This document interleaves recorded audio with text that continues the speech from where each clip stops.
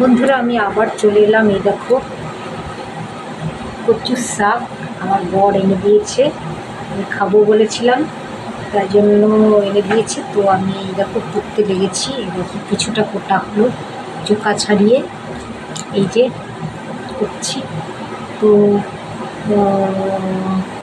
ওটা এখনও শেষ হয়নি। তো এই যে চোখা ছাড়িয়ে করছি। তো এটা কীভাবে রান্না করব, এটা রান্না করব এই জল গেলে মানে সেদ্ধ করে নিয়ে মুগ দিয়ে, মুগের ডাল দিয়ে, আলু দিয়ে, মুগের ডাল দিয়ে ভেজে এটাকে বিনা মশলাতেই তৈরি করব। তো আমি যখন তৈরি করব তখন তোমাদেরকে আবার ভিডিও করে আমি দেখাবো। তো আমি এখন করছি। তো গোটা থেকে স্টার্টিং করলাম এই কারণেই যে অনেকেই তো অনেক রকমভাবে করে, মানে কচু শাক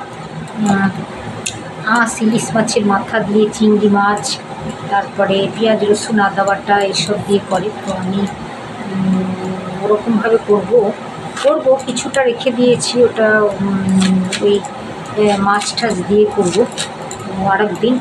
আর আজকে আমি এই মুগের ডাল দিয়ে মুগমোহন কচুর শাক তৈরি করব। তো এই যে আলু কুটতে লেগেছি। তো আলুটা কুটে আমি একটু ওটাকে সেদ্ধ করে জল ফেলে দেবো, ভাপিয়ে নিয়ে তারপরে ওটা আমি তৈরি করব। এটা মিষ্টি মিষ্টি করে হবে।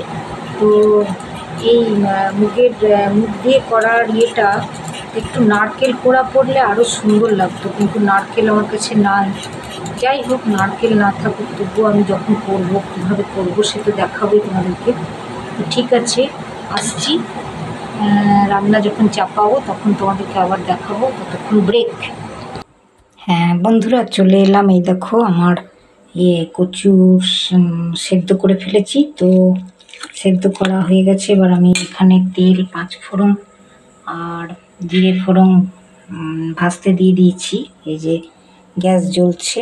তো এখানে মুগের ডাল ধুয়ে রেখেছি, আর এখানে 2 তেজপাতা দিয়ে দিলাম, আর কিছু কাঁচা লঙ্কা, আর এই যে গাছের ছাল, মানে যে গরম মশলা আমরা দিই সেটা।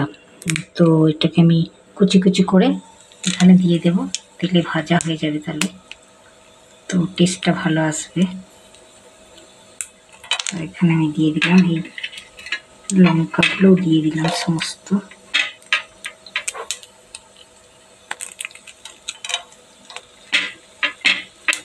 তো ভাজতে থাকবো।